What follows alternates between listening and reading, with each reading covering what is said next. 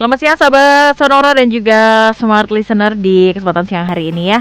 Dari 97,4 FM Radio Sonora Yogyakarta dan 102,1 Smart FM Yogyakarta.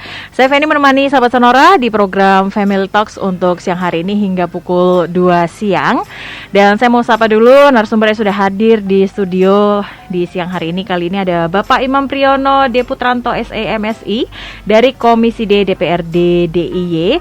Dan kita juga masih nanti akan ada Ibu Erlina Hidayati Sumardi SIPMM selaku Kepala DP3 AP2 DIY. Selamat siang Pak Imam Priyono, apa kabar di kesempatan siang hari ini? Selamat siang Mbak Winnie. Yang penting kita semua sehat Mbak Winnie. Iya. Pendengar Sonora juga sehat. Ya tahu kru-kru semua Sonora juga sehat. Semua pendengar, semua masyarakat Jogja atau DIY ini atau yang mendengarkan di luar itu, semoga semua dalam keadaan sehat, dalam keadaan baik, dalam lindungan Tuhan. Amin. Sehingga mereka semua mampu berkarya dengan baik, akhirnya Jogja menjadi istimewa karena kemajuannya. Betul sekali. Dan bicara soal kemajuan ya Pak ya, tentunya dimulai dari generasi muda, dimulai juga dari anak-anak juga ya Pak ya. Seperti tema kita di siang hari ini yaitu memaksimalkan bonus demografi untuk penurunan angka stunting. Nah, ini perbincangan kita ini cukup sensitif ya Pak ya, karena beberapa hari yang lalu Pak Jokowi juga sempat ngendiko ya Pak ya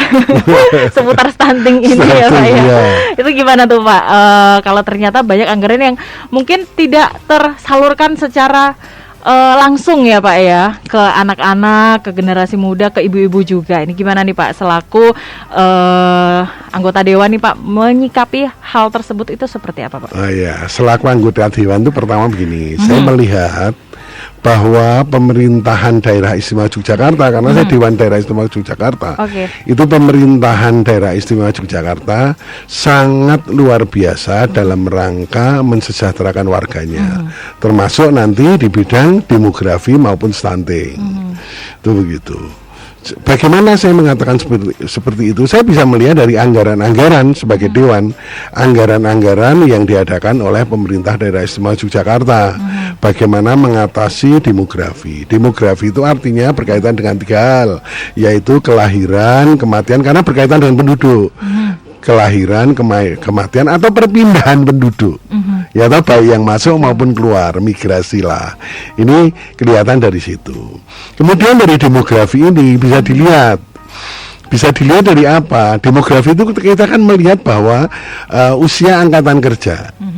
Ini ya bisa dilihat karena demografi itu berkaitan dengan produktivitas di daerah itu yang berkaitan nanti dengan faktor-faktor ekonomi. Sedangkan kita tahu ketika bonus demografi itu diberikan, maka penduduk itu secara ekonomi menjadi baik. Kalau secara ekonomi menjadi baik, kalau dihubungkan dengan stunting, itu sederhana.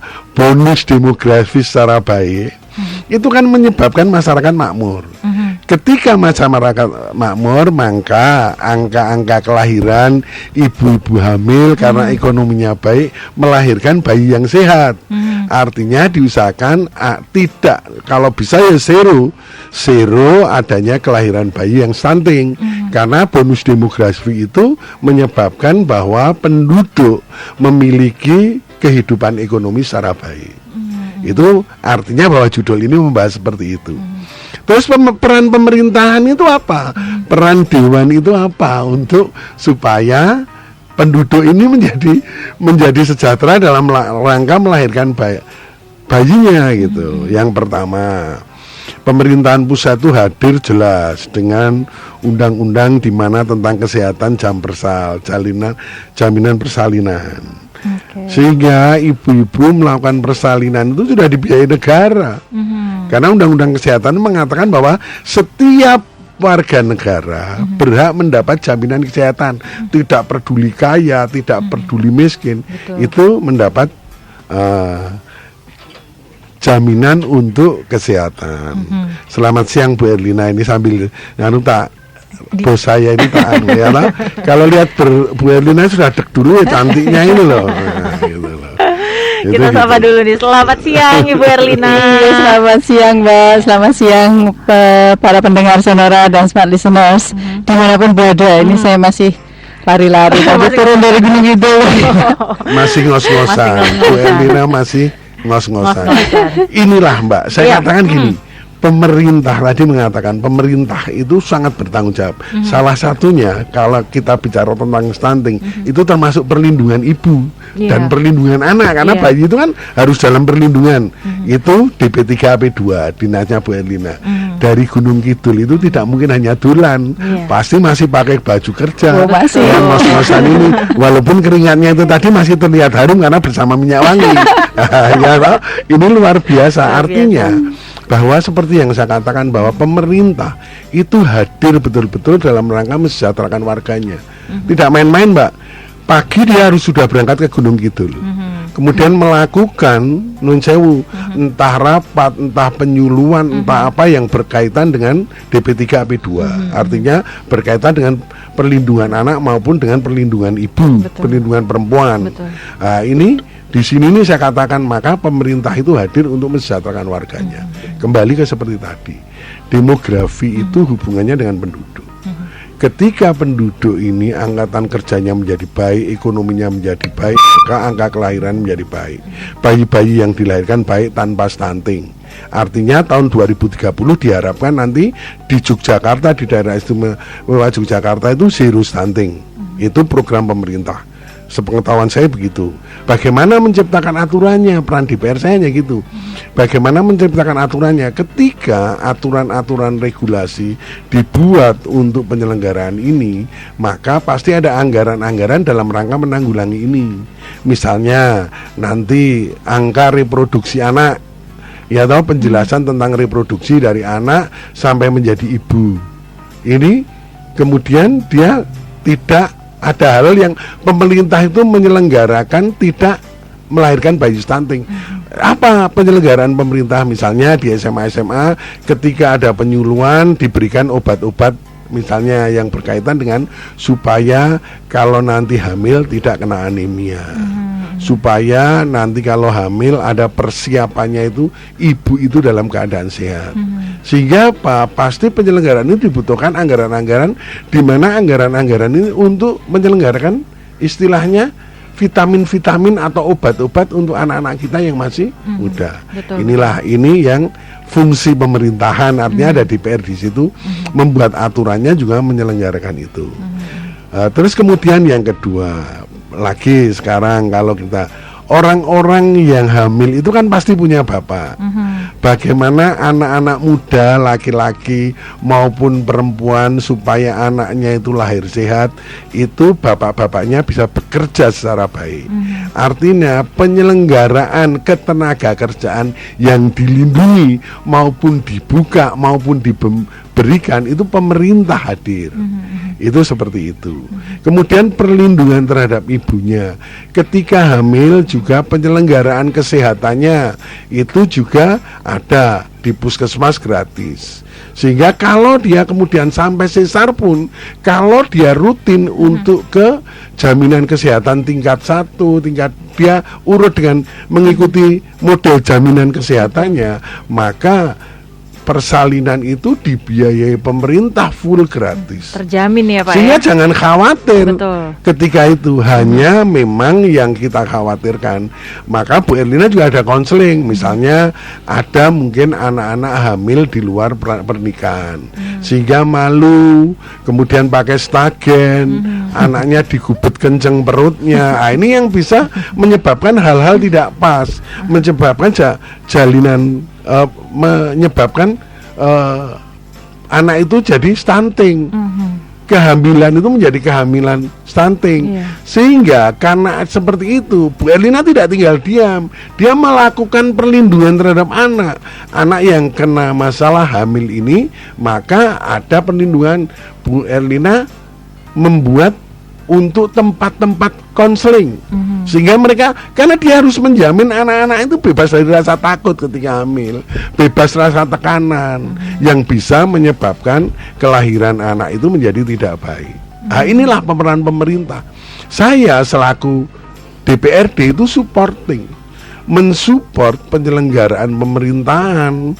Nah, pemerintahan apa? Kebutuhannya DP3AP2 itu apa?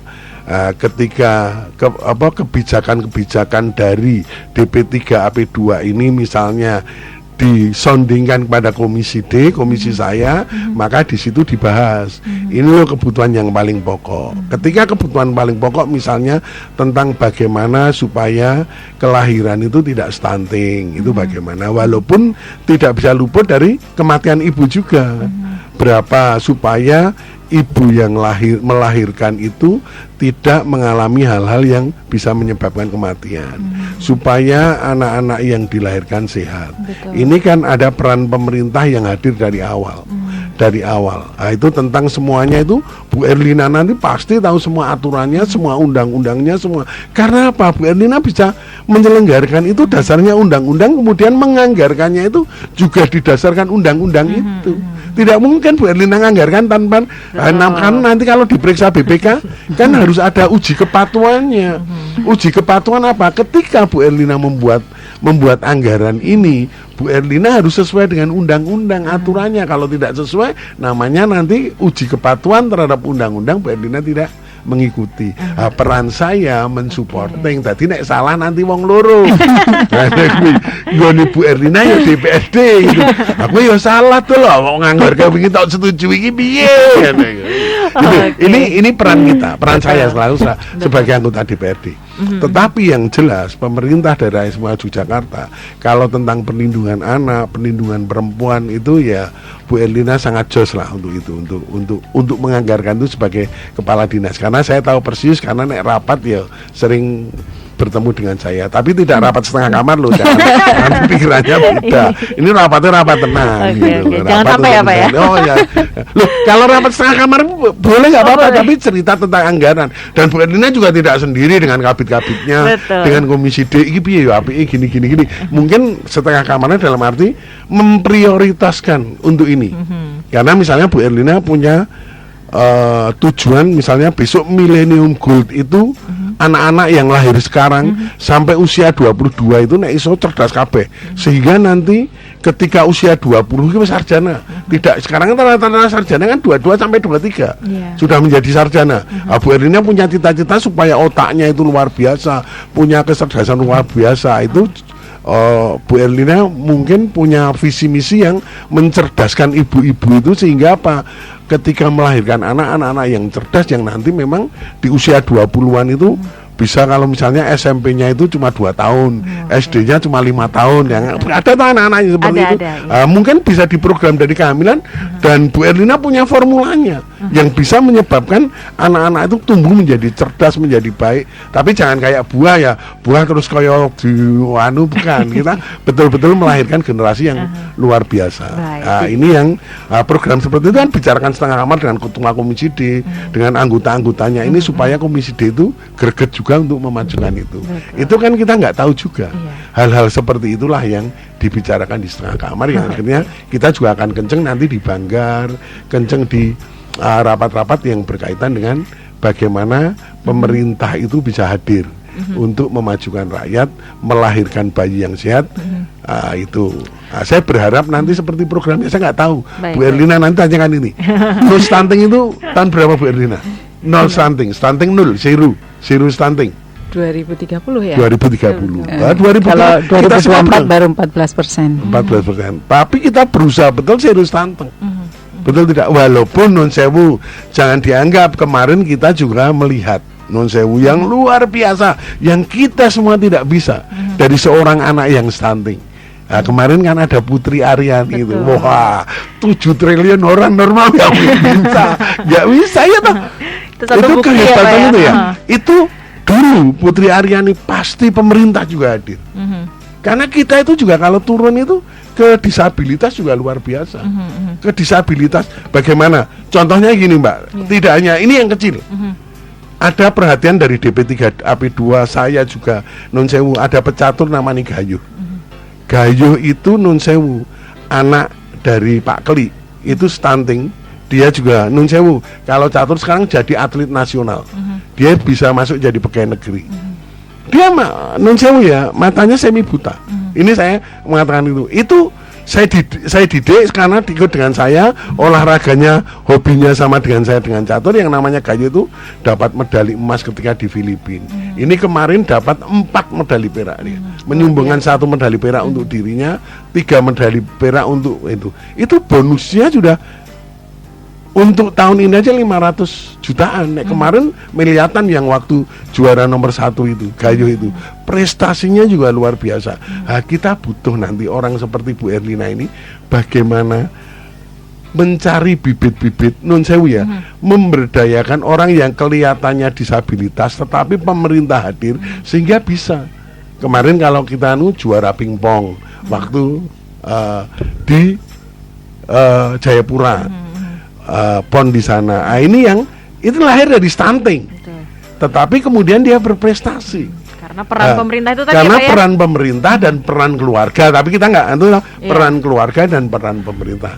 Nah, seperti orang Bu Erlina, DP3AP2, semuanya itu butuh gotong royong dalam rangka untuk memajukan itu. Dan tetap kita berharap walaupun ada yang gitu kan itu hanya seperberapa, tetapi kita berharap nanti di tahun 2030 kita itu betul-betul zero stunting untuk daerah istimewa Yogyakarta. Gitu, Mbak. Oke. Baik, terima kasih Pak Imam ya, seru sekali perbincangan di awal ya Ibu Erlina ya. Jadi memang betul ya Bu, kalau stunting itu prosesnya sungguh panjang dari awal kehamilan ya Bu ya. Dan sebelum kehamilan bahkan ya. Jadi tentunya peran-peran pemerintah yang bisa menyentuh masyarakat tentunya sangat diperlukan. Nah, kalau dari DP3AP2 DE sendiri Bu, program-program kerja apa saja nih yang dalam rangka tema untuk pencegahan stunting ini sendiri Bu? Ya, kami itu di tim stunting untuk pencegahan dan penanganan stunting DIY itu masuk di dalam bidang perubahan perilaku. Sehingga tugas-tugas kami terkait dengan itu, bagaimana supaya masyarakat itu benar-benar paham dulu ya, teredukasi tentang bagaimana mencegah stunting, kemudian juga bagaimana menangani stuntingnya. Nah, pencegahan stuntingnya itu dimulai sejak awal sekali. Tadi sudah disampaikan Pak Imam, sejak remaja bahkan begitu ya. Artinya sebelum menikah begitu. Nah, para remaja ini harus dipahamkan terkait dengan kesehatan reproduksi. Pertama adalah supaya tidak melakukan pernikahan di usia dini, apalagi di usia anak ya, di usia dini di bawah 19 tahun pun jangan melakukan pernikahan itu karena nanti akan berdampak banyak. Nah, kemudian juga kondisi fisiknya para remaja ini sudah tentu harus diperhatikan benar, asupan nutrisi, aktivitas fisiknya dan sebagainya sehingga sehat. Jadi remaja ini sehat. Nah, kalau remajanya sehat, nanti ketika melangkah ke dewasa dan kemudian siap menikah kan dalam kondisi yang sehat, gitu. Sehingga kemudian bisa terhindarkan ketika sudah menikah kemudian hamil tadi dari memiliki risiko anak atau bayi yang stunting tadi. Nah, sehingga inilah yang harus terus-menerus dilakukan gitu ya. Penyadaran selain edukasi tadi. Kalau penyadaran itu wis otomatis gitu ya. Artinya diedukasi dulu terus-menerus sampai pemahaman itu dapat sehingga kemudian melakukan tanpa harus disuruh gitu, untuk menjaga fisik, menyiapkan diri tadi. Nah, ketika sudah menikah dan kemudian hamil juga sudah teredukasi untuk bagaimana memelihara bayi di dalam kandungannya dengan baik. Nah, nanti kalau sudah bisa memelihara bayi dalam kandungan dengan baik, termasuk tadi mengakses layanan kesehatan seperti yang disampaikan Pak Imam, nantinya kan kemudian harapannya ketika melahirkan bayinya sehat, gitu ya, sehat semuanya. Sehingga nanti kemudian diikuti dengan ketika masa hamil juga diikuti dengan edukasi terkait pola asuh atau parenting.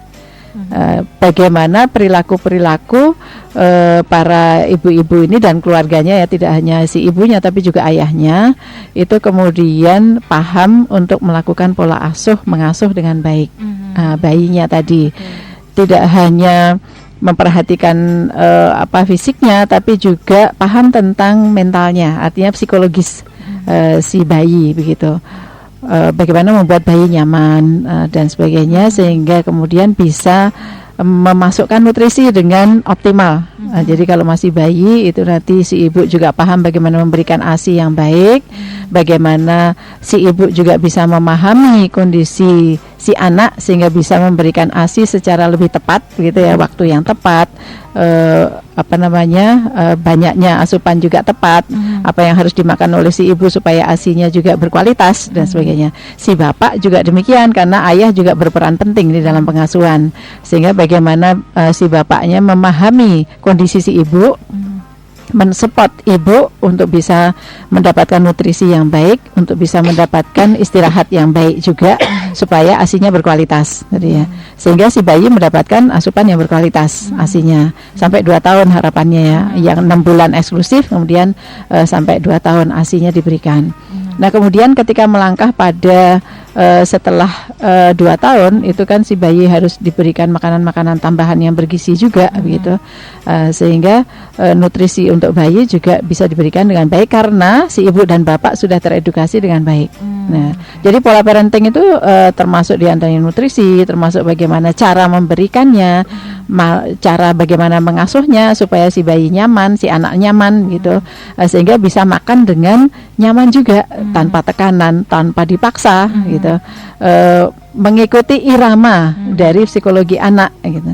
Kapan harus diberikan, kapan harus tidur, dan sebagainya, apa makanan yang harus diberikan dan sebagainya, utama atau tambahan. Nah, itu penting untuk itu diketahui sehingga semuanya nyaman, anak tidak dalam kondisi yang tertekan sehingga makannya menjadi kurang atau malah menolak makanan gitu dan sebagainya. Si ibu karena sudah memiliki pengetahuan terkait dengan itu juga bisa memberikan dengan sebaik atau sama dengan kondisi psikologis yang dihadapi pada anaknya. Si bapak juga demikian, tetap harus mensupport terus kan, dan berperan juga di dalam bagaimana memberikan nutrisi atau makanan yang baik tadi pada anaknya. Jadi tidak hanya mencari uangnya gitu ya, tetapi juga harus berperan karena peran kedua orang tua itu sangat penting untuk perkembangan yang optimal bagi anak-anaknya. Nah apalagi bila si ibu juga pekerja. Nah maka memang harus kompak pasangan itu. Supaya bisa melakukan parenting dengan baik terhadap anak-anaknya. Diharapkan kemudian anak tidak stunting dengan begitu ya, bisa optimal tumbuh kembangnya karena diasuh bersama-sama. Atau kalau kemudian di dalam keluarga itu ada orang dewasa lain yang ikut mengasuh, misalnya simbahnya atau budenya atau bule dan pakle dan sebagainya. Nah itu juga harus dipahamkan. Yang penting tadi sudah disampaikan Pak Imam juga, anak-anak itu punya hak untuk tidak mengalami kekerasan, termasuk ketika masih bayi sekalipun ya, itu masih di dalam kandungan pun termasuk diantaranya bayi, balita dan sebagainya itu tidak dilakukan kekerasan terhadap anak. Nah sehingga kondisi fisiknya nanti bisa berkembang dengan baik, kondisi psikisnya kemudian ikut mendukung pada pertumbuhan fisik yang baik, ya, seperti itu Mbak. Nah, sehingga nggak ada lagi stunting. Baik. Jadi peran kedua orang tua sangat penting ya Ibu ya, tidak cuma si ibu saja tapi ayah juga harus dilibatkan dalam parenting ini. Baik, nanti kita bicara lebih lanjut lagi Ibu Erlina juga Pak Imam seputar tema kita di siang hari ini, yaitu memaksimalkan bonus demografi untuk penurunan angka stunting. Dan kita masih ngobrol sampai dengan pukul 2 siang nanti. Sahabat Sonora dan juga Smart Listener, tetap bersama kami di 97,4 FM Radio Sonora Yogyakarta.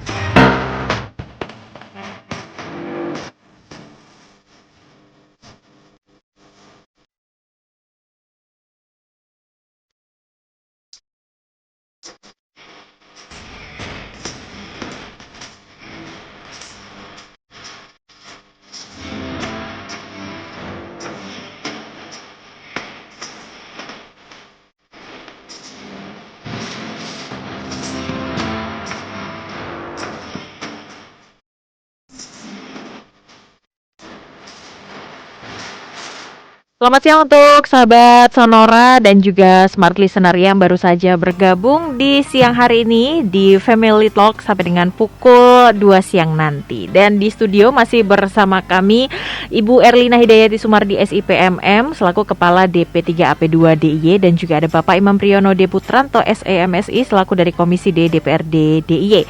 Saya mengundang sahabat Sonora juga Smart Listener yang mau bergabung di siang hari ini di 0817 5483 200 untuk berinteraksi bersama narasumber kami langsung ya, atau juga boleh telepon di 557762. Tema kita di siang hari ini seputar memaksimalkan bonus demografi untuk penurunan angka stunting. Baik, Bu Erlina, kita bahas seputar bonus demografi ya, memaksimalkan bonus demografi untuk Yogyakarta sendiri. Lalu hubungannya seperti apa nih, Bu? Dan langkah-langkah untuk memaksimalkan bonus demografi untuk pencegahan angka stunting ini apa saja yang perlu dilakukan sih, Bu? Monggo. Ya, jadi bonus demografi itu kan keuntungan ekonomis ya, karena rasio dependensi yang rendah gitu. Artinya usia produktifnya jauh lebih besar daripada usia non produktif. Nah, usia non produktif itu yang di bawah usia 15, artinya penduduk-penduduk muda, dan lansia itu yang non produktif ya. Sehingga usia produktif yang jauh lebih besar ini tadi itu mampu menopang begitu kebutuhan dari usia yang tidak produktif tadi. Nah, bonus demografi itu di Indonesia itu kita dapatkan di 2020 sampai 2030. Itu masa-masa adanya bonus demografi. Kalau tidak dimanfaatkan dengan baik, alangkah ruginya gitu ya. Nah, masa usia produktif yang besar ini tadi itu kan harus yang berkualitas. Dan kemudian didukung dengan fasilitasi-fasilitasi supaya mereka bisa melakukan produksinya dengan lebih berkualitas. Usia produktif ini bisa bekerja, tertampung di dalam dunia kerja, kemudian juga terfasilitasi karena ada investasi-investasi yang banyak untuk menopang produksi-produksi itu. Kemudian mereka dalam kualitas SDM yang baik ya, terdidik, terampil dan sebagainya, sehingga bisa melakukan pekerjaannya dengan lebih maksimal lagi, lebih optimal. Kemudian juga pembiayaan pemerintah menjadi tidak begitu besar untuk penduduk yang non produktif tadi gitu, karena ada banyak hal tadi, dan kemudian bisa lebih difokuskan untuk mendorong mengelola usia produktif tadi, supaya mereka bisa jauh lebih produktif, bisa menabung dengan lebih banyak. Menabungnya itu kemudian bisa diputar lagi dalam bentuk investasi untuk mendorong pembangunan yang lebih cepat lagi, seperti itu. Dependensi rasio yang rendah itu sangat menguntungkan begitu, karena kemudian pembiayaan untuk yang usia non produktif tadi menjadi lebih rendah, dan lebih banyak pembiayaan untuk mendorong yang usia produktif. Nah, salah satunya adalah bonus demografi yang harus kita dorong terus ini adalah peran perempuan. Nah, selama ini kan perempuan belum begitu bagus perannya di dalam pembangunan ya. Apalagi mereka juga masih ada di usia-usia produktif ini. Maka kita dorong melalui DP3AP2 ini bagaimana pemberdayaan perempuan itu bisa ikut berkontribusi secara positif di dalam peningkatan ekonomi atau kesejahteraan masyarakat tadi. Jadi bonus demografinya dimanfaatkan gitu. Yang tadinya tidak begitu dimanfaatkan menjadi dimanfaatkan untuk mempush segala macam tadi. Nah, kemudian juga dari sisi SDM kita harus menyiapkan SDM yang berkualitas. Nah, kenapa kok kemudian stunting ini nggak boleh ada? Nanti kalau stunting menjadi tidak berkualitas kan SDM-nya. Selain secara intelektual rendah, juga nanti akan banyak dampak di kesehatan juga ketika stunting gitu. Sehingga tidak bisa berproduksi dengan optimal. Nah, ada di dalam usia produktif tetapi tidak bisa berproduksi dengan optimal, itu kan rugi sekali. Maka kenapa kok kita sangat keras di dalam berusaha mencegah stunting maupun menangani stunting tadi. Begitu. Oke, baik. Jadi peran nyatanya sudah terlihat ya Bu ya, dan buktinya juga tadi sebelum kesini Ibu sempat melakukan beberapa kegiatan ya Bu ya. Oke, kalau dari Pak Imam sendiri mungkin boleh ditambahkan Pak seputar bonus demografi untuk stunting ini Pak. Ya, kalau saya kan bicara dengan Bu Erlina selalu bicara tentang undang-undang. Usia produktif itu artinya usia angkatan kerja. Undang-undang angkatan kerja, karena kita pendidikannya kalau bicara undang-undang kan seluruh Indonesia. Betul. Itu kan lulus SMP. Artinya kalau lulus SMP 15 sampai dengan 65. Walaupun 60 ke atas itu sudah lansia. Sehingga usia angkatan kerja itu di usia 15 sampai 65 di undang-undang. Tetapi karena kita DIY, yang kita itu Yogyakarta itu kalau bisa lulus SMA, sehingga usia produktif itu biasanya di angka ke arah 19 sampai dengan usia 65. Nah, ini Bu Erlina berkata, ini harus mengatakan begini tadi, ini harus betul-betul produktif. Kenapa? Karena berkaitan dengan bonus demografi yang berkaitan dengan angkatan kerja. Ini berkaitan dengan ekonomi. Kenapa kalau orang bisa bekerja dengan baik, kalau otomatis ekonominya maju. Kalau ekonomi maju artinya bahwa bapak-bapak, ibu-ibu yang punya anak ini memiliki aspek ekonomi yang tinggi. Ketika memiliki aspek ekonomi yang tinggi, maka peran pemerintah yang hadir tidak hanya ke arah non sewu ekonomi, tetapi ke arah penjelasan yang bagaimana bisa memberdayakan. Sehingga yang tadi dikatakan depend itu tergantung. Dependensi depend itu kan tergantung, itu hanya bahasa asing. Ya, Usia-usia yang ketergantungan atau masyarakat yang memiliki ketergantungan secara ekonomi, sehingga hal ini nih ketika dia memiliki anak, ketika dia hamil, mungkin secara gizi kurang, sehingga pemerintah harus hadir. Tetapi kalau ini berkurang, sehingga pemerintah bisa hadirnya lebih kuat lagi kepada masyarakat yang memiliki ketergantungan dalam bidang ekonomi, karena bonus demografinya tadi ini menjadi tinggi untuk angkatan kerjanya karena dia mampu. Contoh hadirnya pemerintahan, saya memberi contoh kecil. Hadirnya pemerintahan sebelum ini tadi Bu Erlina hadir kan kita sempat ngobrol. Dia datang ke daerah Gunung Kidul, daerah Ponjong. Di sana Bu Erlina, saya membuat rumah produksi. Rumah produksi untuk ibu-ibu atau orang-orang yang memiliki kategori miskin.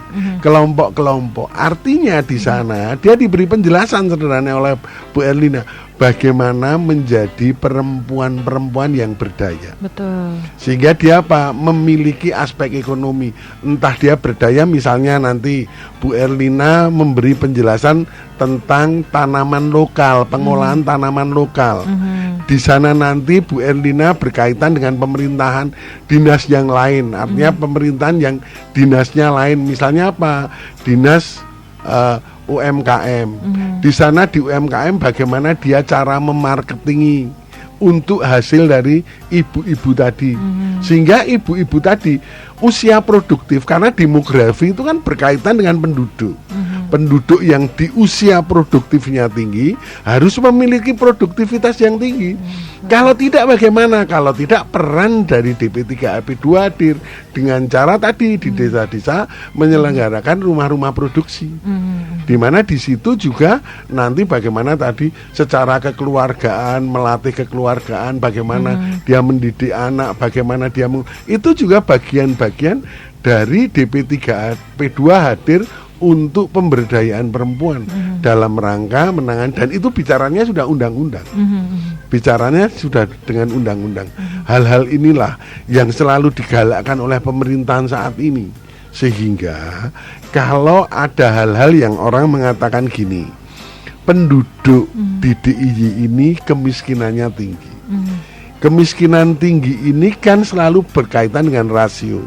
Rasio apa? Rasio tentang bagaimana mengukur ukuran atau parameter orang dikatakan miskin bagaimana.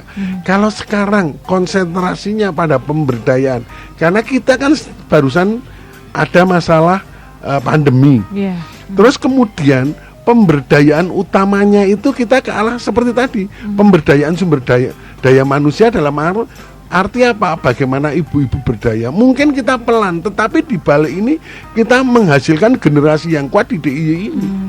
Nah, ini yang harus dipahami oleh masyarakat, dipahami dari sektor-sektor yang lain dalam rangka kita memajukan masyarakatnya. Kalau kita lihat misalnya, saya tidak mau membandingkan wong saya itu juga sering ke daerah lain, misalnya ke Banten seperti apa, ke daerah Kalimantan seperti apa. Jogja itu luar biasa makmurnya. Artinya kalau ada angka-angka seperti itu bagi saya ini parameternya memang fasiliti pertama, prioritas pertama. Itu pasti pemerintah daerah DIY itu ada sesuatu yang memang kita nanti menjadi generasi yang kuat dan mengikuti arahan pemerintah pusat. Ini yang selalu saya sampaikan kepada masyarakat. Hal-hal seperti inilah, mari kita kaji bersama supaya Yang pertama tadi dukungan kepada DP3AP2 dalam rangka menyelenggarakan rumah-rumah produksi. Betul. Di tempat yang kedua, bagaimana dukungan DP3AP2 mengadakan penyuluhan tentang apa? Tentang ibu-ibu baik itu di PKK, di mana itu. Yang ketiga, dukungan kita bagaimana kita bersama-sama dari DP3AP2 terhadap dinas pendidikan yang mendidik anak-anak kita, terhadap dinas itu. Dinas pendidikan apa? Kan kita mau zeronya itu 2030. Sekarang kan masih ada anak-anak stunting. Bagaimana anak-anak stunting ini sekarang dapat dimaksimalkan menjadi orang-orang yang nantinya tetap mampu mandiri, tetap mampu menjadi produksi. Rumah produksi kan nanti Dinas Perlindungan Anak, saya katakan anak ya, tidak hanya ke ibu-ibu, tapi ke anak-anak yang stunting.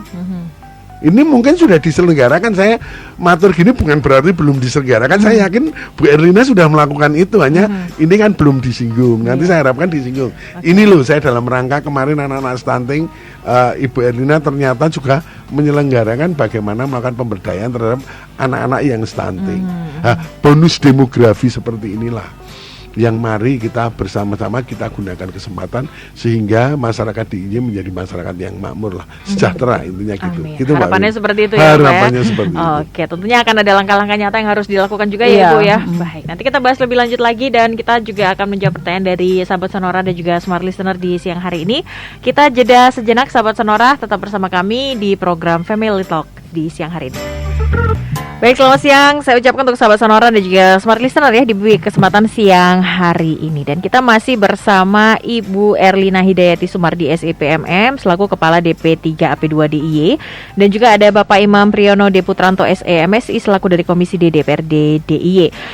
Tema kita di siang hari ini masih seputar memaksimalkan bonus demografi untuk penurunan angka stunting. Dan saya mengundang sahabat Sonora dan juga smart listener untuk bergabung di siang hari ini.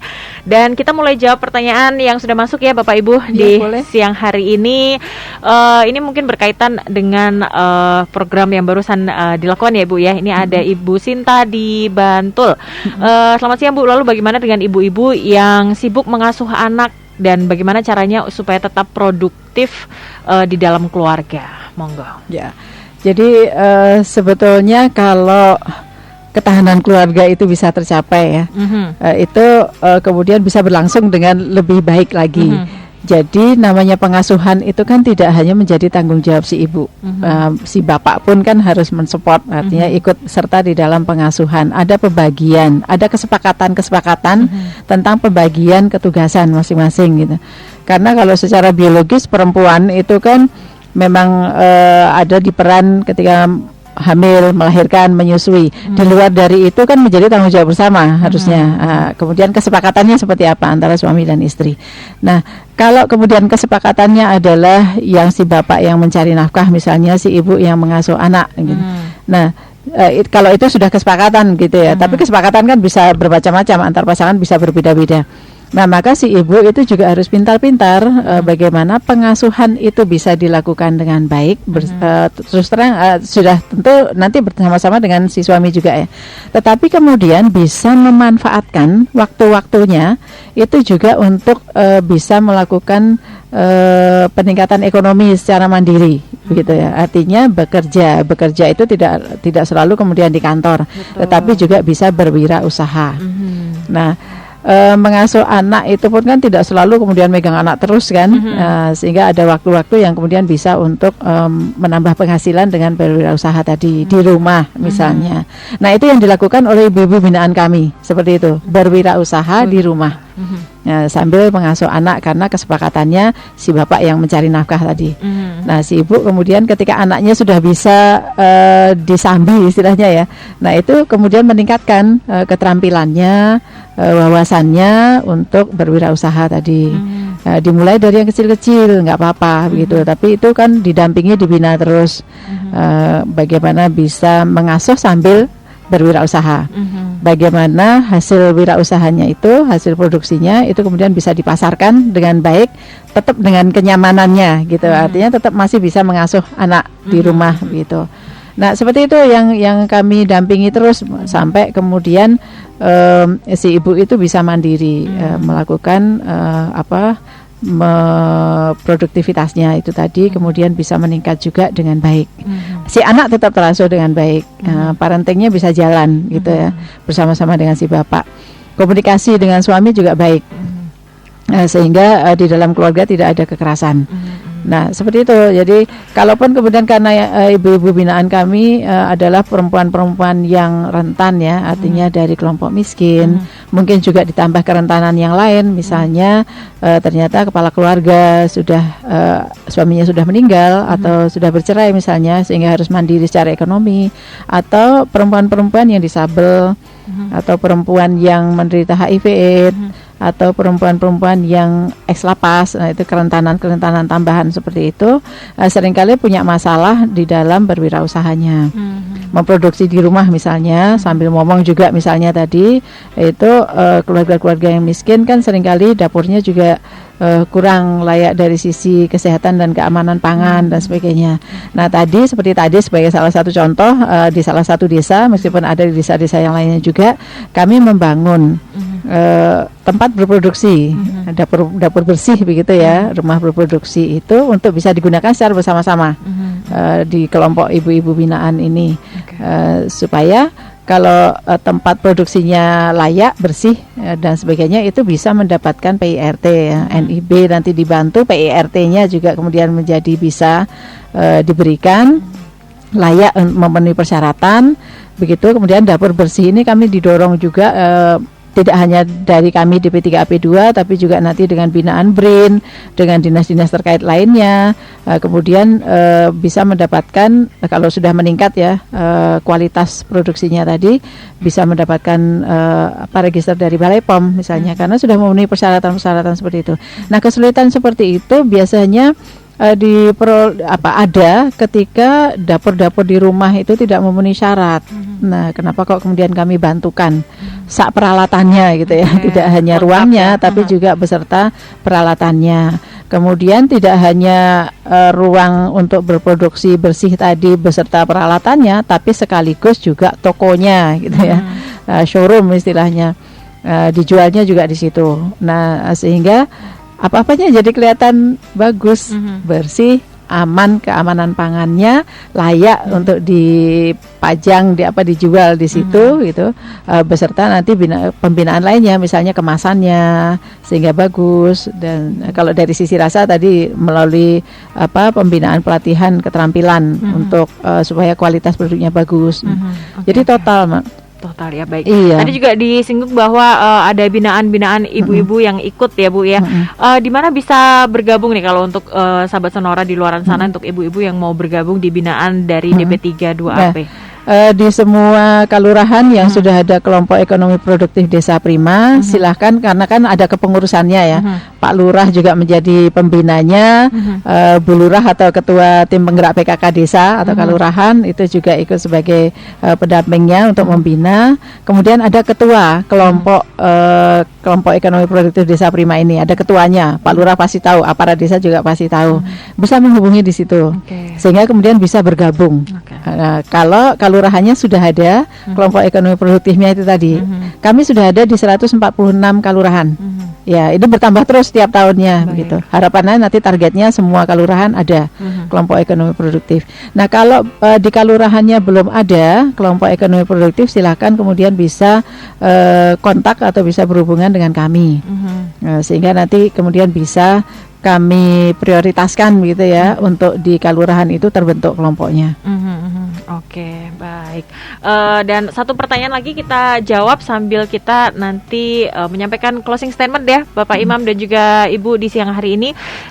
Siang Pak, Bu, kadang tidak hanya anak-anak prematur yang stunting, tapi kadang kendala ditemui ketika menaikkan berat badan anak. Nah, ini bagaimana peran pemerintah, Ibu?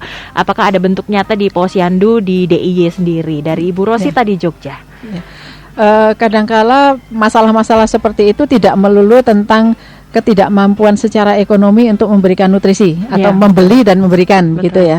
Seringkali stunting atau gejala-gejala stunting itu juga ada di dalam keluarga-keluarga yang secara ekonomi sebetulnya mampu.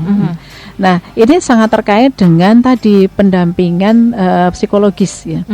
Karena membesarkan anak itu kan juga terpengaruh dengan sisi-sisi psikologis tadi. Betul. orang tua atau ibu atau ayah begitu ya dalam kondisi psikologis yang tidak baik, biasanya mengasuh anaknya juga menjadi terkendala, gitu, kemerungsung, emosinan dan sebagainya, sehingga anak menangkapnya kan berbeda gitu, seperti tertolak misalnya, menjadikan anak menjadi nggak mau makan gitu.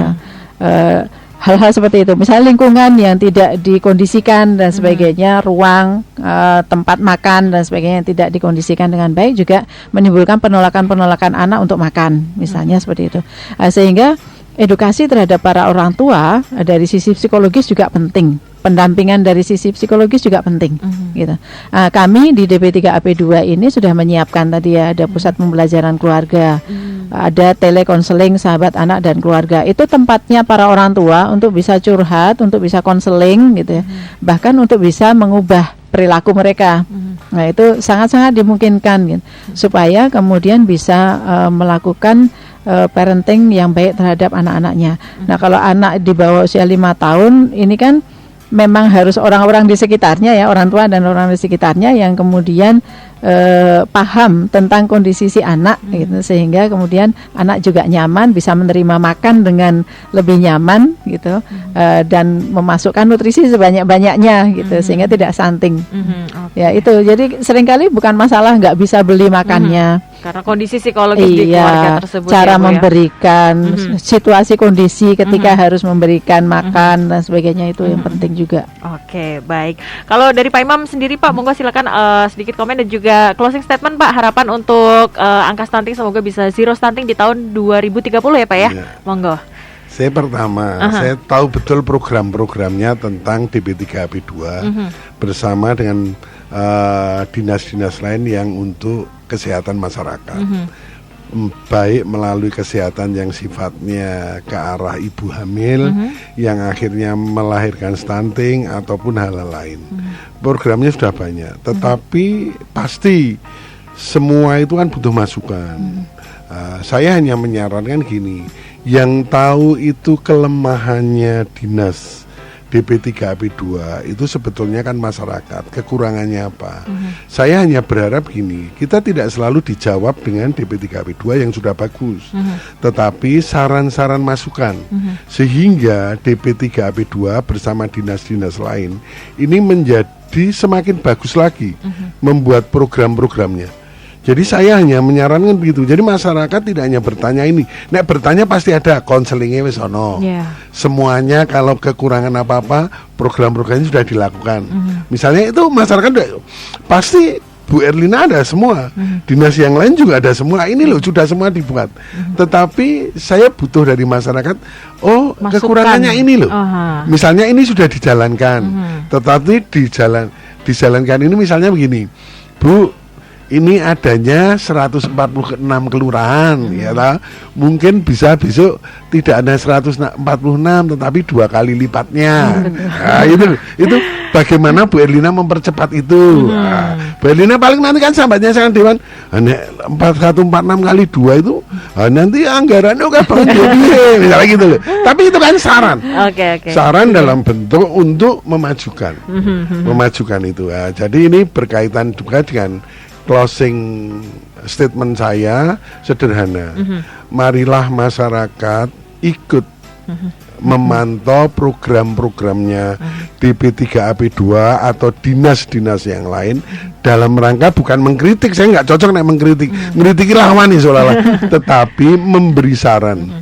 Sehingga saran-saran positif ini mampu lebih memberdayakan lagi, mampu lebih membuat DP3AP2 berperan di masyarakat dalam memajukan masyarakat. Karena DP3AP2 itu milik rakyat, oleh sebab itu harus memakmurkan masyarakat melalui saran-saran masyarakat. Oke, baik. Gitu. Terima kasih Pak Imam untuk pernyataannya di siang hari ini. Dan untuk Ibu Erlina, monggo silakan harapannya semoga stunting bisa ditekan, zero stunting ya Bu ya di tahun 2030. Iya, jadi penurunan setiap tahun begitu ya. Paling tidak 2024 itu tercapai yang 14% tadi. Kemudian turun terus begitu. Nah, memang kita harus selalu memperhatikan di dalam rangka untuk pencegahan, mencegah dari sejak awal sekali tadi, dari sejak remaja tadi. Kemudian juga tindak lanjutnya optimal, lebih optimal lagi untuk penanganan yang sudah terlanjur stunting, misalnya itu kan lintas sektor sekali ya, semua harus berperan secara optimal. Dan tadi saya setuju sekali dengan apa yang disampaikan Pak Imam ya, masyarakat ini kan bisa ikut memberikan masukan. Betul. Gitu. Apa-apa kira-kira yang masih lemah gitu. Kelemahan-kelemahan yang masih ada, masih terlihat dan terasa begitu yang ada di dalam program-programnya pemerintah tadi. Tidak hanya di kami DP3AP2 tapi juga dinas-dinas lain yang ikut di dalam pencegahan dan penanganan stunting tadi. Kalau semua bisa bergerak kan kemudian bisa lebih optimal, lebih cepat lagi penurunan stuntingnya. Dan selalu kami mengharapkan masyarakat ini yang punya masalah-masalah tadi ya kontaklah layanan-layanan yang sudah disediakan oleh kami, oleh pemerintah. Tidak hanya di dinas kami, dinas lain juga ada layanan-layanannya. Sehingga kita bersama-sama lah, artinya kami di pemerintah dengan dewan juga dengan masyarakat itu bersama-sama untuk mencegah dan menangani stunting dengan baik. Harapannya semua dari elemen masyarakat juga pemerintah juga bekerja sama ya Ibu. Iya, karena dibutuhkan semua pihak. Betul. Baik, terima kasih Ibu Erlina dan juga Pak Imam untuk kesempatannya hadir di studio Sonora. Semoga program-program yang sedang dijalankan sukses ya Ibu ya dan terlaksana dengan baik. Dan kita ketemu lagi di lain kesempatan Ibu Erlina dan juga Pak Imam. Selamat melanjutkan aktivitas di siang hari ini. Selamat kembali bertugas dan sahabat Sonora dan juga smart listeners di siang hari ini. Saya Feni mewakili seluruh kru yang bertugas di siang hari ini pamit. Kita ketemu lagi di lain kesempatan dan sampai jumpa. Semuanya.